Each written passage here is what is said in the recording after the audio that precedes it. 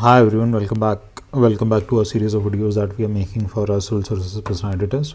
Since the issue of governor has been very much in the news, let's try to cover the basics of this from Laxmikant. एक बार revise कर लेता हैं थोड़ा सा. बहुत एकदम सुपर फास्ट तरीके से करेंगे. जो चीज़ें इंपॉर्टेंट है सिर्फ वही करेंगे हमारे लिए. पहला तो ये आर्टिकल इंपॉर्टेंट है, ये भूल जाता है बार बार. 153 से 167 तक के articles deals with government in the states, है कि नहीं. It specifically doesn't deal with governor. That is important. This is part 6 of the constitution deals with the state. ठीक है. द स्टेट एग्जीक्यूटिव, जो स्टेट एग्जीक्यूटिव आ जाता है ना, it is more or less parallel of what we have at the centre. At the centre executive में कौन कौन आ जाएगा? आपका प्रेसिडेंट आ जाएगा, फिर प्राइम मिनिस्टर आ जाएगा, फिर काउंसिल ऑफ मिनिस्टर्स आ जाएंगे, और उसके अलावा EGI आ जाएगा, एडवोकेट जनरल ऑफ इंडिया, है कि नहीं. वैसे स्टेट्स के केस में, स्टेट के एग्जीक्यूटिव में जब हम देखते हैं तो governor, chief minister, council of ministers, advocate general of the states. Thus there is no office of vice governor. ठीक है. जैसे वाइस प्रेसिडेंट होता है वैसे वाइस गवर्नर नहीं होता. Governor is the chief executive head of the state, but like the president he is the nominal executive that we know. ठीक है. The governor acts as an agent of the central government. This is important. Therefore, it is important for the governor to have a kind of link and coordination between the central and the state governments. ठीक है. Therefore, the office of the governor has a dual role. ये सब हमें पता है. आगे देखते हैं. Usually there is a governor for each state, but the 7th constitutional amendment 1956 facilitated appointment of same governor for multiple states. ये हो सकता है.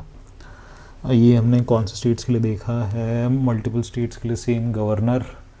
शायद पंजाब हरियाणा के लिए सेम गवर्नर थे, और महाराष्ट्र गोवा के लिए शायद. You are not sure.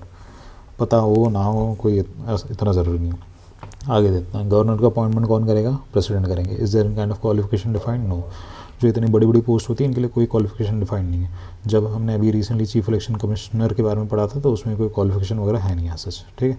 देखते हैं. The governor is neither directly elected by the people nor indirectly elected by the specially constituted electoral roll, as in the case with the president. जैसे president होता है तो there is a kind of difference in the way in which elections the appointment is done for the president and governor. Governor के case में it is the direct appointment by the president by warrant under his hand and seal. In this way he is a nominee of the central government. This is important. ठीक है. But as held by the Supreme Court in 1979, the office of the governor of state is not an employee under the central government. This is also important. He is not an employee under the central government. It is an independent constitutional office. ठीक है. क्या है? constitutional officer, and is not under the control or subordinate to the central government. The draft constitution provided for the direct election. Draft constitution ने किया था, but ये किसी काम का नहीं है, हम फॉलो नहीं करते हैं. ठीक है. क्या रीज़न है? डायरेक्ट इलेक्शन क्या हो जाएगा? फिर कॉन्फ्लिक्ट में आ जाएगा. आपके CM और गवर्नर दोनों कॉन्फ्लिक्ट में आ जाएंगे, इनकम्पैटिबल हो जाएंगे. ठीक है. आगे the mode of direct election is more like to create conflict between. ठीक है. यही पॉइंट है. पहले वाले में क्या था? The direct election the governor is incompatible with the parliamentary system established by the states. Parliamentary system में क्या है? CM आपके हेड होंगे, he will have elected government जिसके पास मैंडेट होगा. ठीक है. ये सब होता है. The governor being only a constitutional nominal head, there is no point making elaborate arrangements. ये सब. ठीक है. Election of the governor would be entirely personal on personal issues. Hence it is not in national interest to involve large number of voters. ठीक है. An elected governor would naturally belong to a party and would not be neutral. Elected governor अगर होगा तो he would not be neutral. That's why he is appointed. This is a good point. आगे देखते हैं. Election of the governor would create separatist tendencies, blah blah blah. ये इतना कुछ काम का है नहीं, ये पॉइंट्स हम स्किप कर सकते हैं. आगे देखते हैं. Therefore the American model. ये पहले जो हमने मार्क कर रखा था इसको हटा देते हैं थोड़ा. कहाँ गई हमारी बन? ये रही. हट जा भाई. हाँ, आ जा अभी. आगे देखते हैं. Therefore American model where the governor of a state is directly elected was dropped, and the Canadian model where the governor of a province is appointed by the governor general centre was accepted by constituent assembly. USA के case में क्या है? The governor is directly appointed. ठीक है. But India में क्या किया हमने? कनाडा का फॉलो किया. कनाडा में क्या है? The governor is indirectly appointed. ठीक है. Not even indirectly elected, he is मतलब directly appointed by the nominal head. तो इंडिया के केस में नॉमिनल हेड हो गया अपना प्रेसिडेंट हो गया. ठीक है. आगे the constitution lays down only 2 qualification for the. एक तो सिटीजन ऑफ इंडिया होना चाहिए, 35 साल से ऊपर की उम्र होनी चाहिए. सही है, बराबर है. आगे additionally 2 conventions have been developed in this regard over, कि पहला तो आउटसाइड स्टेट से होना चाहिए, he should not belong to the state. ठीक है. So that his freedom in local politics. ठीक है. Second, while appointing the governor the president is required to consult the chief minister of the state so as to, ठीक है, सिर्फ consult करना है, consult अगर नहीं करेगा तो भी चल जाएगा। और चीफ मिनिस्टर की जो वो होती है ना ओपिनियन, वो बाइंडिंग नहीं होती। आगे देखते हैं, चलो ये मिटा देता है जो भी हमने कर रखा है। The constitution lays down the following conditions for the governor office, ठीक है। He should not be member of either house of the parliament, अगर किसी भी हाउस का पार्लियामेंट या फिर लेजिस्लेचर के किसी भी हाउस का अगर मेंबर हो तो उसको रिज़ाइन करना होता है उस हाउस से, ठीक है। He should not hold any office of profit, this standard laws, को भी ऑफिस ऑफ प्रॉफिट है मतलब सरकार से अगर पैसा मिल रहा है किसी और जगह से तो वो नहीं होना चाहिए उसके पास, that creates a kind of conflict, ठीक है। ये हमें स्टैंडर्ड बताइए। आगे ही इज एंटाइटल राजभवन, ठीक है, एंटाइटल एमोल्यूमेंट्स, ठीक है, इमोल्यूमेंट्स कहते हैं उसको। When the same person appointed governor to alliance people him are shared by the states, ठीक है, ये सब किसी काम का नहीं है, सब like the president governor is entitle number of, ठीक है, किसी काम का नहीं है। आगे देखते हैं, चलो term of the office of governor, ऐसा कोई टर्म नहीं होती, मतलब जो अपना पेन चलेगी लगता है। क्या हमारी पेन मर चुकी है? ऐसे ही रिवाइज करना पड़ेगा अभी, चलो ऐसे ही कर लेंगे। टर्म क्या होती है? The governor holds an office for term of 5 years from the date from which he enters office, however the term 5 years subject to the pleasure of the president, मतलब टर्म दे रखी है 5 साल की दे रखी है, but it is subject to the pleasure of the president, this is no security of tenure that is provided. आगे देखते हैं, ये थर्ड पैरा है ना, the constitution does not lie down, यहाँ से पढ़ता the constitution does not lie down any grounds upon which the governor may be removed by the president, however the national front government headed by VP Singh asked all the governors to resign as they were appointed 1989 में। और जब भी सरकार change होती है ना मोटे स्तर पे तो ये होता है, ये अपोजिशन पार्टी जहाँ पे भी है वहाँ के जो गवर्नर्स हैं उनको रिज़ाइन करना पड़ जाता है। Eventually some of the governors were replaced and some were allowed to continue, the same thing was repeated in 1991 when the Congress government headed by the VP Narasimha Rao changed 14 governors appointed by the VP Singh and Chandrasekhar government, ठीक है। The president may transfer governors appointment to one state or the another, ठीक है, for the government whose term has expired, blah blah blah. A governor can hold office beyond 5 से ज़्यादा साल के लिए. The underlying idea is that there must be a governor in the state. The president can make such provisions as they think fit for blah blah blah blah, ठीक है, किसी काम का नहीं है। Powers and functions क्या 4 तरीके होंगी, एग्जीक्यूटिव होंगी, जुडिशरी होगी, लेजिस्लेटिव होगी, इसके अलावा फाइनेंशियल होगा शायद, हाँ यही है, यही सारे। एग्जीक्यूटिव में क्या है? चीफ मिनिस्टर को अपॉइंट करना। देखते हैं, all the executive actions of the government are formally taken on the same, ठीक है। He can make point number 2, he can make rules specifying the manner in which order of the instruction blah blah, किसी काम का नहीं है। चौथा देखते हैं, he appoints chief minister and other ministers, ठीक है। एडवोकेट जनरल को अपॉइंट करता है, स्टेट इलेक्शन कमीशन को अपॉइंट करता है। ही appoints chairman members of the state public service commission, ठीक है। इन्फॉर्मेशन वगैरह कुछ चाहिए तो ले लेता है। जो यूनिवर्सिटीज़ होता हैं उसके एज ए चांसलर एक्ट करता है, यही मेन इशू है। कहाँ पे? केरला में हो गया, पश्चिम बंगाल में हो गया, तमिलनाडु में हो गया, वहाँ पे बिल पास कर रहे थे कि governor should not be the chancellor. Kerala में पास कर रहे थे that chief minister should be the chancellor of the universities. आगे लेजिस्लेटिव पावर्स में देखते हैं। लेजिस्लेटिव पावर में क्या? सुमन करेगा, प्रोरोग करेगा, डिसॉल्व करेगा, एड्रेस करेगा स्टेट लेजिस्लेचर को, ठीक है। आगे 1/6 मेंबर जो होता है लेजिस्लेटिव काउंसिल के लिए, उनको ये अपॉइंट करेगा। और डिस्क्वालिफिकेशन ऑफ मेंबर वगैरह क्या है? 7th पॉइंट देखते हैं, he decides on the disqualification of members of the state legislation consultation of the election commissioner, ठीक है। ये सब इतना कुछ मतलब खास पॉइंट नहीं है। बिल के केस में क्या है? बिल को असेंट दे सकता है, विद होल्ड कर सकता है, रिटर्न कर सकता है। रिटर्न करके अगर बिल वापस आ गया तो पास करना पड़ता है। आगे देखते हैं, reserve the bill for the consideration of the president, तो इसमें क्या कोई टाइम लिमिट ऐसा कुछ स्पेसिफाइड है नहीं प्रेसिडेंट को भेजने के लिए, मतलब any of the bills can be kept bye the governor, ठीक है। आगे देखते हैं, ही कैन ये this one of the main issues, ये जो हम डी डिस्कस कर रहे हैं ना कि बहुत सारे बिल्स में ऐसा हो रहा है, जैसे तमिलनाडु और केरला के केस में it has been alleged that the governor sitting on the bills, there are no actions that are being taken because one of the bills also involve that removing governor from the post of chancellors and universities and replacing it with the chief ministers. So it is a kind so these are the bills in which the powers of the governors are being taken away. तो इसलिए there have been no actions that are taken in this regard. Ordinances वगैरह पास कर सकते हैं। Ordinance वगैरह पास करने में भी कोई नंबर वगैरह मतलब लिमिट नहीं होती है, जुडिशल रिव्यू लगता है बस, ठीक है। और जब भी सदन वगैरह मिलते हैं तो उसके 6 हफ्ते के अंदर उन ऑर्डिनेंसेस को लॉ में कन्वर्ट करना पड़ता है। अदरवाइज़ क्या करते हैं, उसको प्रोमulgation ऑफ ऑर्डिनेंस करता है, मतलब ऑर्डिनेंस को वापस पास करता है। ये हमने बिहार वगैरह केस में देखा था, जब एक ही ऑर्डिनेंस 200-250 बार पास हो गया था, ठीक है। आगे फाइनेंशियल पावर्स में अगर हम देखें, स्टेट फाइनेंस कमीशन कंस्टिट्यूट करना पहली चीज़। सारे डिसीजन तो एग्जीक्यूटिव के नाम पे, गवर्नर के नाम पे होता है। मनी बिल्स वगैरह पास करने की पावर फिर मतलब पहले से साइन होनी चाहिए। आगे डिमांड ऑफ ग्रांट क्या है, no demand of grant can be made except on recommendation, ठीक है।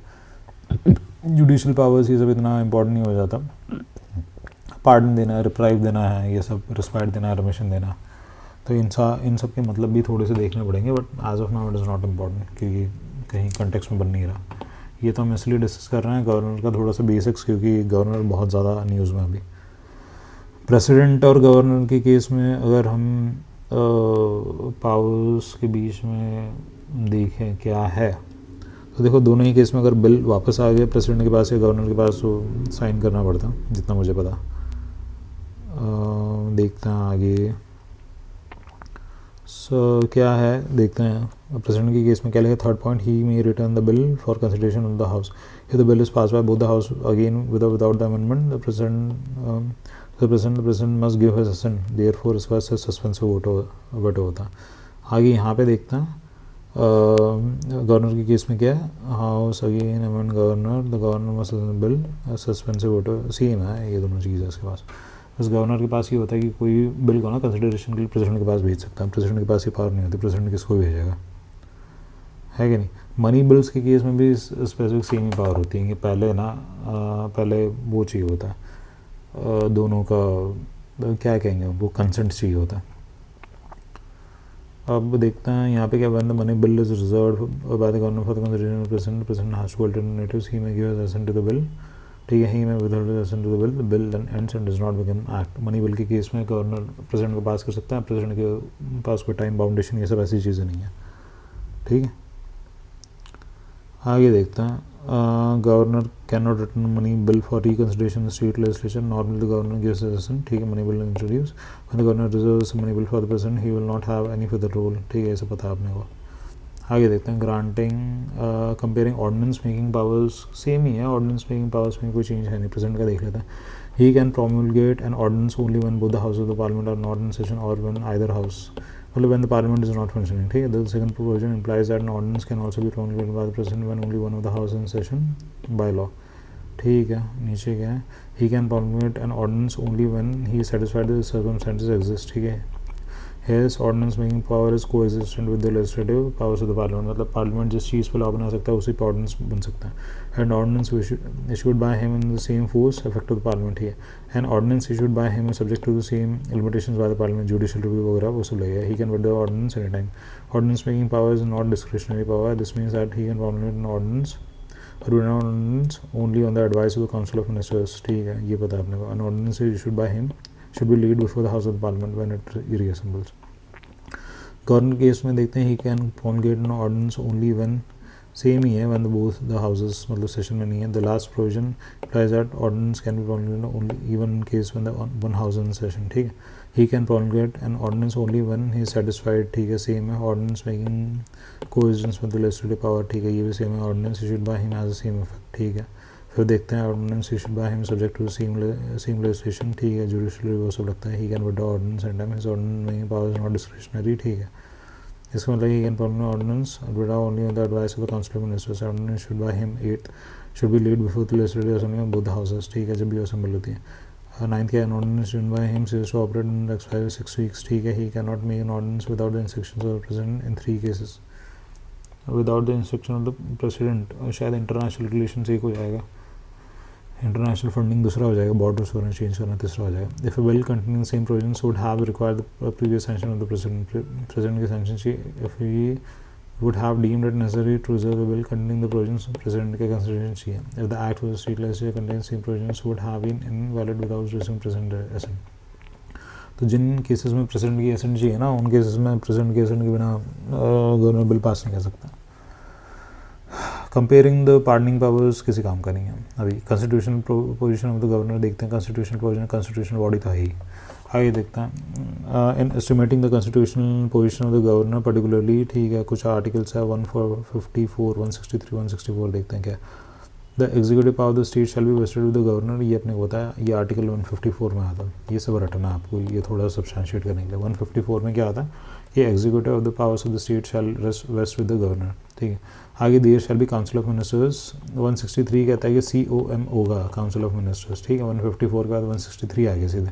There shall be council of ministers with the chief minister as the head and to aid and advise the governor, ठीक है, blah blah blah. फिर the council minister shall be collectively responsible, 164 में आता है collective responsibility. 153 हो गया, 153 कहता है कि गवर्नर एग्जीक्यूटिव हेड होगा। फिर 153 के बाद आ गया अपना 164 आया ना, नहीं पहले 153 नहीं था, 154 था, 154 था एग्जीक्यूटिव हेड। फिर उसके बाद है 163। 163 में क्या कहता है ये कि क्या कह रहा है भाई 163 में, देखो ज़रा। 163 में कह रहा है कि काउंसिल ऑफ मिनिस्टर होगी, ठीक है, और 164 में कह रहा है कलेक्टर रिस्पॉन्सिबिलिटी होगी उसकी। फ्रॉम द अबोर्डस ये देखते हैं, clear the constitution provision of governor differs from the president, ठीक है। While the Constitution envisages the possibility of governor acting at times as discretion, no such possibility has been there. President के case में कोई description का कोई clause नहीं है भैया। काउंसिल ऑफ मिनिस्टर के रिकमेंडेशन के बाद, एड एंड एडवाइस होने के बाद करना है, गवर्नर तो कर सकता है अपने डिस्क्रिप्शन में। 42nd कॉन्स्टिट्यूशन अमेंडमेंट 1976 आना, उसके बाद क्या, minister advice has been made binding on the president but no such provision has been there with the governor, this is important. This 42nd constitutional amendment 1976 हो गया, 44th कॉन्स्टिट्यूशनल अमेंडमेंट 1978 हो गया, these are very important, क्योंकि इसके बाद क्या किया गया था, जो काउंसिल ऑफ मिनिस्टर्स की एड एंड एडवाइस है ना, that had been made mandatory on the president but no such clause exist for in case of governor, ठीक है। आगे देखते हैं, ख़त्म हो गया, इतना ही है गवर्नर के लिए जितना कंटेंट इंपॉर्टेंट है।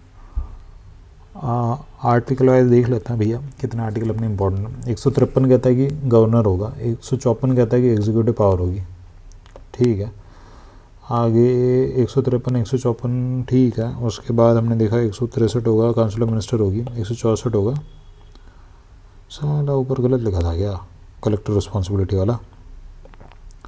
काउंसिल ऑफ मिनिस्टर होगी, कलेक्टर रिस्पॉन्सिबिलिटी होगा, 164 में ही होगा, ऊपर लिखा है तो, और गलत थोड़ी होगा।